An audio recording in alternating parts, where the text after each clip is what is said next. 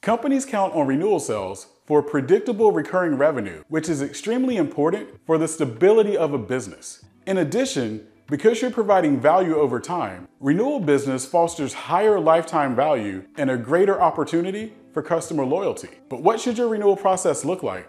And what steps should you take to ensure complete customer satisfaction? Keep watching this video and you'll find out. If we're meeting for the first time, I'm Mick Hunt, CEO of Premier Strategy Box and lover of all things RevOps, Sales Ops, Producer Development, and of course, my North Carolina Tar Heels. If you haven't already, make sure that you hit the like, the subscribe, and for instant notifications, hit that bell as well. To have an effective renewal process, you should be using a CRM because everything we're about to discuss should be automated to ensure consistency and give you the opportunity to focus on your client. In the description section, I have a link to a video on the importance of CRMs. I recommend checking out that video to learn all the wonderful things that you should be doing with your CRM. The first thing you need to do when setting up your renewal process is determine what day you're starting your renewal process. By day, I mean, are you starting commercial renewals 120 days out, 90 days out? On personal lines, are you starting 60 days out, 45 days out, etc.? This is important because this will be the trigger for all of your renewals. Remember, I just said this should be done in your CRM. This allows you to throw away all the spreadsheets and eliminate missing a renewal. It's 120 days for someone right now in your agency. How cool would it be to receive an alert versus trying to scroll through a spreadsheet to find that person? Determine the day that you want to start the process. And then the next thing you want to do is determine your client tiering. Wait, what? Tiering your clients? Yes, your book of business should be tiered. You should have a top 20% or VIPs, a middle 50%, and then finally a bottom 30%.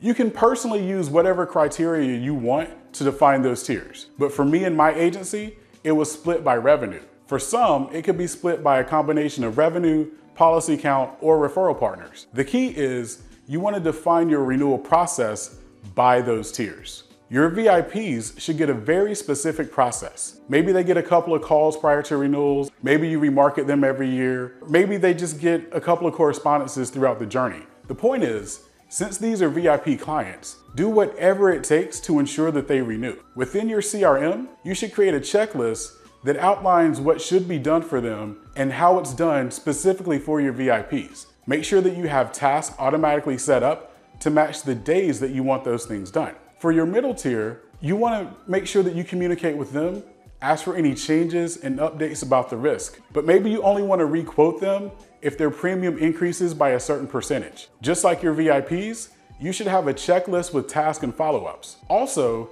the email that you're going to send for changes should be automated. And maybe that email goes out 60 days or 45 days ahead of renewal, but it's consistent and done every single time. For your bottom 30%, you don't want to ignore them, but maybe they just get an email 45 days out ahead of renewal asking for any changes. And if there are no changes, maybe they just auto-renew. If your bottom 30% is a monoline book, then I would recommend utilizing a cross-sell email marketing campaign that starts 120 days ahead of renewal, and again, make sure it's automated. The last thing that I want to mention about the renewal process is that you should have an email go out the day of the renewal thanking them for renewing with you. Don't take that for granted.